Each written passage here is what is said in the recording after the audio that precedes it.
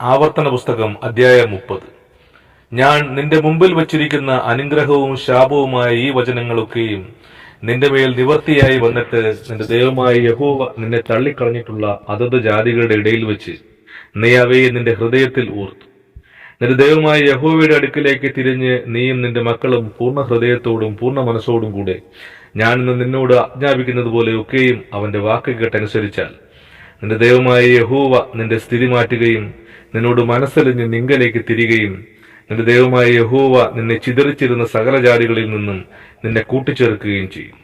നിനക്കുള്ളവർ ആകാശത്തിന്റെ അറുതി വരെ ചിതറിപ്പോയിരുന്നാലും നിന്റെ ദൈവമായ യഹോവ അവിടെ നിന്ന് നിന്നെ കൂട്ടിച്ചേർക്കും. അവിടെ നിന്ന് അവൻ നിന്നെ കൊണ്ടുവരും. നിന്റെ പിതാക്കന്മാർ കൈവശമായിരുന്ന ദേശത്തേക്ക് നിന്റെ ദൈവമായ യഹോവ നിന്നെ കൊണ്ടുവരും. നീ അത് കൈവശമാക്കും. അവൻ നിനക്ക് ഗുണം ചെയ്ത് നിന്റെ പിതാക്കന്മാരെക്കാൾ നിന്നെ വർദ്ധിപ്പിക്കും.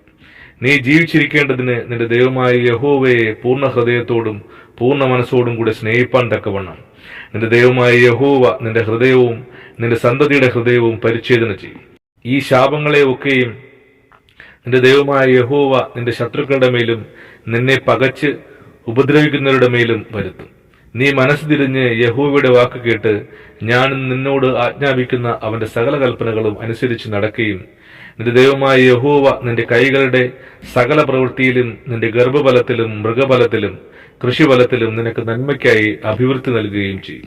നിന്റെ ദൈവമായ യഹോവയുടെ വാക്ക് കേട്ട് ഈ ന്യായപ്രമാണ പുസ്തകത്തിൽ എഴുതിയിരിക്കുന്ന അവന്റെ കൽപ്പനകളും ചട്ടങ്ങളും പ്രമാണിക്കുകയും നിന്റെ ദൈവമായ യഹോവയുടെ അടുക്കലേക്ക് പൂർണ്ണ ഹൃദയത്തോടും പൂർണ്ണ മനസ്സോടും കൂടെ തിരിയുകയും ചെയ്താൽ യഹോവ നിന്റെ പിതാക്കന്മാരിൽ പ്രസാദിച്ചിരുന്നതുപോലെ നിന്നിലും നന്മയ്ക്കായിട്ട് വീണ്ടും പ്രസാദിക്കും.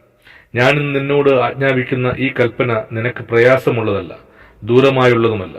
ഞങ്ങൾ കേട്ട് അനുസരിക്കേണ്ടതിന് ആർ സ്വർഗത്തിൽ കയറി കൊണ്ടുവന്ന് തരും എന്ന് പറയത്തക്കവണ്ണം അത് സ്വർഗത്തിലല്ല. ഞങ്ങൾ കേട്ട് അനുസരിക്കേണ്ടതിന് ആർ സമുദ്രം കിടന്ന് കൊണ്ടുവന്ന് തരും എന്ന് പറയത്തക്കവണ്ണം അത് സമുദ്രത്തിനക്കരയുമല്ല. നീ അനുസരിപ്പാൻ തക്കവണ്ണം വചനം നിനക്ക് ഏറ്റവും സമീപത്ത് നിന്റെ വായിലും നിന്റെ ഹൃദയത്തിലും തന്നെ ഇരിക്കും.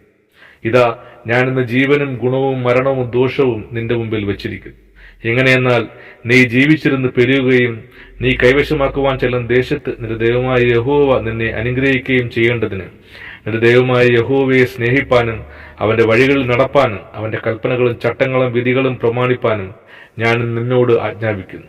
എന്നാൽ നീ അനുസരിക്കാതെ നിന്റെ ഹൃദയം മറിയുകയും നീ വശീകരിക്കപ്പെട്ട് അന്യദൈവങ്ങളെ നമസ്കരിച്ച് സേവിക്കുകയും ചെയ്താൽ നീ യോർദാൻ കടന്ന് കൈവശമാക്കുവാൻ ചെല്ലുന്ന ദേശത്ത് ദീർഘായുസോടിരിക്കാതെ നിശ്ചയമായിട്ട് നശിച്ചുപോകും എന്ന് ഞാൻ ഇന്ന് നിങ്ങളെ അറിയിക്കുന്നു. ജീവനും മരണവും അനുഗ്രഹവും ശാപവും നിങ്ങളുടെ മുമ്പിൽ വച്ചിരിക്കുന്നു എന്നതിന് ഞാൻ ആകാശത്തെയും ഭൂമിയെയും ഇന്ന് സാക്ഷി വയ്ക്കുന്നു.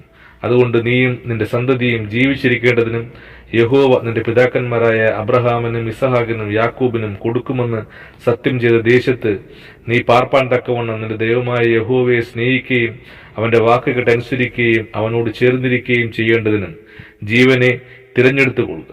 അതല്ലോ നിനക്ക് ജീവനും ദീർഘായുസ്സുമാകും. ആമേൻ.